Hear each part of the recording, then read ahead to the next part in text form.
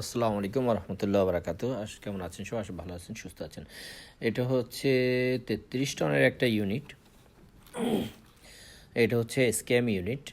তো এসকেএম ইউনিটের প্রবলেম হচ্ছে ঠান্ডা হচ্ছে না। থার্মোস্টেটে আমরা দেখতে পাচ্ছি টেম্পারেচার অনেক হাই।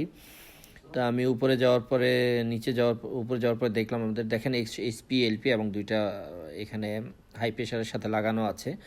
তো এইগুলো মূলত কাজ করে কি এইগুলা একটু পরে বলছি। তো দেখলাম যে আমি গ্যাস নাই, গ্যাস কম আছে, একটা ইউনিটে গ্যাস কম থাকার কারণে আরেকটা কম্প্রেসার সেটা হচ্ছে হাই অ্যাম্পস নিয়ে ট্রিপ করে।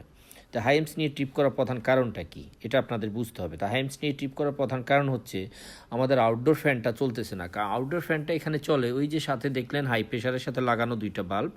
এই দুইটা বাল্ব হচ্ছে দুইটা ফ্যানের জন্য। তো ফ্যান যতক্ষণ পর্যন্ত এখানে প্রেশার ঠিক না হবে ততক্ষণ পর্যন্ত এই ফ্যান দুইটা চলবে না। ঠিক আছে? তো হাই প্রেশার চলবে